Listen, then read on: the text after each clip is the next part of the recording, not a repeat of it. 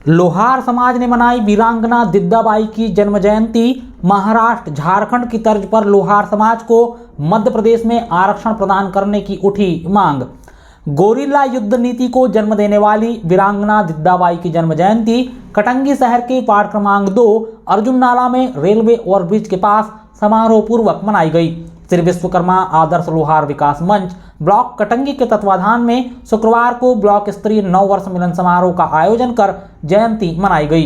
इस अवसर पर दोपहर 12 बजे रेलवे ओवरब्रिज के पास से भव्य पैदल शोभा यात्रा और बाइक रैली निकाली गई, जिसने पूरे शहर का भ्रमण कर कार्यक्रम स्थल पर विराम लिया। रैली में महारानी दिद्दाबाई की जीवंत झांकी प्रमुख आकर्षण का केंद्र रही। दोपहर 3 बजे कार्यक्रम स्थल पर सर्वप्रथम अतिथियों के द्वारा भगवान विश्वकर्मा और महारानी दिद्दाबाई के छायाचित्र का पूजन कर भगवान विश्वकर्मा की आरती की गई। मंची कार्यक्रम की अध्यक्षता कार्यवाहक ब्लॉक अध्यक्ष कोमल प्रसाद बावने ने की। जिला पंचायत सदस्य श्रीमती केसर बिसेन, नगर परिषद कटंगी उपाध्यक्ष श्रीमती धर्मकला देशमुख, दिमाग चंद टेमरे, अशोक बानेकर, अनिल मेश्राम, रामदास सेंडे, बाबाराव सोनवाने, गोवर्धन सोनवाने, मदन लाल नानवटकर मुख्य अतिथि रहे।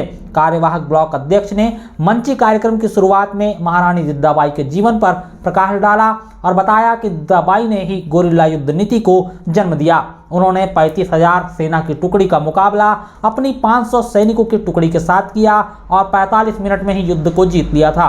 इतिहास में महारानी दिद्दाबाई को लेकर कई तरह के जिक्र हैं। ब्लॉक अध्यक्ष ने बताया कि महमूद गजनवी ने जब हिंदुस्तान पर कब्जा करने का सपना देखा, 1025 में गजनवी ने गुजरात के सोमनाथ मंदिर पर आक्रमण किया। इसके बाद से ही उसने कश्मीर को हासिल करने की योजना बनानी शुरू कर दी थी। गजनवी आगे बढ़ रहा था, लेकिन रानी दिद्दाबाई की बहादुरी के आगे वह टिक नहीं पाया। उन्होंने बताया कि कश्मीर की रानी दिद्दाबाई जन्म से ही विकलांग थी, इसीलिए उनके माँ बाप ने उन्हें छोड़ दिया था।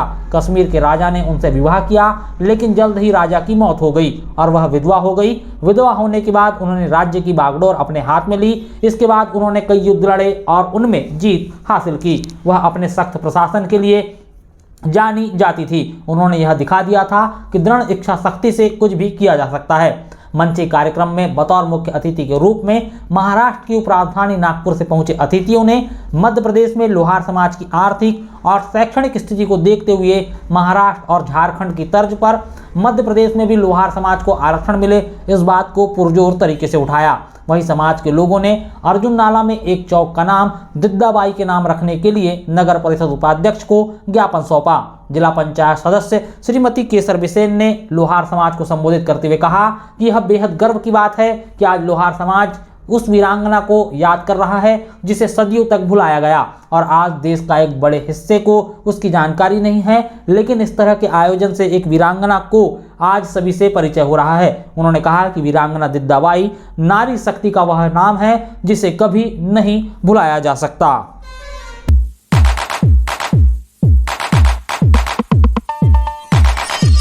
बीएमओ से खफा हुई जनपद अध्यक्ष और जनपद सदस्य प्रतिनिधि से दूरभाष पर अभद्र व्यवहार करने से जुड़ा मामला। जनपद पंचायत कटंगी अध्यक्ष श्रीमती कविता अरविंद देशमुख और जनपद सदस्य सभापति श्रीमती ज्योति शैलेंद्र सूर्यवंशी सहित तमाम जनपद सदस्यों ने सामुदायिक स्वास्थ्य केंद्र खंड चिकित्सा अधिकारी डॉक्टर पंकज दुबे के व्यवहार पर घोर आपत्ति जताई है। दरअसल पूरा मामला जनपद सदस्य प्रतिनिधि शैलेंद्र सूर्यवंशी के साथ कथित तौर पर दूरभाष में अभद्र व्यवहार करने से जुड़ा हुआ होना बताया गया है। शुक्रवार को जनपद पंचायत कटंगी कार्यालय में गणतंत्र दिवस की तैयारियों को लेकर अध्यक्ष और जनपद सदस्यों की एक बैठक आहूत की गई थी, जहां जनपद सदस्य ज्योति सूर्यवंशी ने अध्यक्ष को पूरे वाक्य से अवगत कराया, जिसके बाद अध्यक्ष ने बीएमओ से दूरभाष पर चर्चा कर उन्हें अपने कार्यालय बुलाया, लेकिन बीएमओ ने आने से साफ इनकार कर दिया, जिस कारण अध्यक्ष और जनपद सदस्यों ने उनके इस व्यवहार के प्रति आक्रोश दिखाई दिया और सभी ने एक स्वर में नाराजगी जाहिर की। श्रीमती ज्योति सूर्यवंशी जनपद में स्वास्थ्य महिला एवं बाल कल्याण समिति की सभापति हैं। खंड चिकित्सा अधिकारी डॉक्टर पंकज दुबे इस समिति के सचिव हैं। समिति की करीब 3 माह से बैठक नहीं हुई है।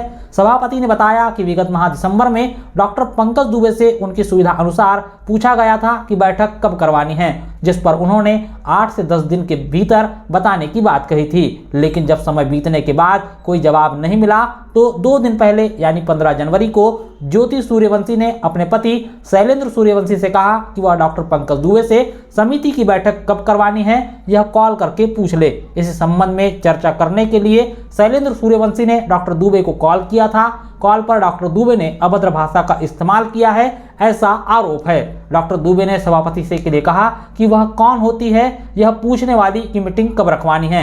वहीं आज जैसे ही यह विषय अध्यक्ष के संज्ञान में आया, उन्होंने तत्काल खंड चिकित्सा अधिकारी से दूरभाष पर चर्चा कर उन्हें 5 मिनट के लिए कार्यालय आने का आग्रह किया, किंतु डॉक्टर दुबे ने अध्यक्ष के कार्यालय आने में असमर्थता जाहिर की, जिसके बाद अध्यक्ष और जनपद सदस्य सभापति ने इस व्यवहार पर गहरी नाराजगी जताई। आज का विषय तो ये है कि आज मीटिंग थी 26 जनवरी गणतंत्र दिवस के लिए कि कैसे कार्यक्रम किया जाए वगैरह वगैरह। तो एक मुख्य बात ये है कि मैं सभापति महिला स्वास्थ्य महिला बाल विकास की, तो हमारे सचिव हैं दुबे सर। तो हमारी काफ़ी टाइम से मीटिंग नहीं हो पाई है, लगभग 3 महीना हो चुका है। तो मेरे हस्बैंड ने कॉल किया, मैंने उनको बोला कि आप कॉल करिए कि सर को मीटिंग रखवाना है नेक्स्ट मंथ, मतलब पिछले मंथ उन्हें कॉल किया था 15 तारीख को। तो उन्होंने बोला कि हम 8-10 दिन में बताता हूँ कि किस डेट में हमको मीटिंग रखवाना है। ठीक है, फिर हमने अभी 2 दिन पहले उनको कॉल किया कि सर आप मीटिंग रखवाइए या आप बता दीजिए डेट कि आपके सुविधा अनुसार कि हमें मतलब कब मीटिंग रखवाना है। तो उन्होंने बोल दिया कि आपका कोई अधिकार नहीं है कि आप मीटिंग में मतलब बोल सकते हो कि मीटिंग रखवाओ। तो ये चीज़ें नहीं होना चाहिए। क्या हमारा अधिकार नहीं है? 3 मंथ से मीटिंग मतलब नहीं हो रही है, तो क्या हम उन्हें बोलेंगे नहीं कि मीटिंग करवाइए? हमसे कोई अगर जानकारी अगर मांगता है तो हमें जो जानकारी मिलेगी तो ही हम अगले व्यक्ति को जानकारी देंगे। और आज इस समस्या के निराकरण के लिए सर को हमारी अध्यक्ष मैम ने बोला कि क्या समस्या है, क्या हो गया, हमारे सभापति थोड़े से नाराज है। तो उन्होंने बोला कि सर आप 5 मिनट के लिए आ जाइए, यहाँ से हॉस्पिटल कितने दूर है ये आप सभी को मालूम है। तो उन्होंने बोला कि मैम मैं नहीं आ सकता। तो ये चीज़ें नहीं होनी चाहिए और मैं रिक्वेस्ट करती हूँ सभी से कि मीटिंग हर मंथ होनी चाहिए। हाँ, हमने आज ही अभी कॉल किया था उनको, तो उन्होंने ये कहा है कि मैम मुझे कोई अगर मर्यादा में बोले, मुझे कोई रिस्पेक्ट दे तो मैं भी उन्हें रिस्पेक्ट दूंगा। अगर मुझे कोई ऊंची आवाज़ में बात करे तो मैं भी सहन नहीं कर सकता, मेरी भी कोई मान मर्यादा, मेरा भी कोई सम्मान है। और मैंने बोली सर आप 2 मिनट के लिए अगर आ सकते हो तो आ जाइएगा। उन्होंने बोला कि मैं अभी नहीं आ सकता।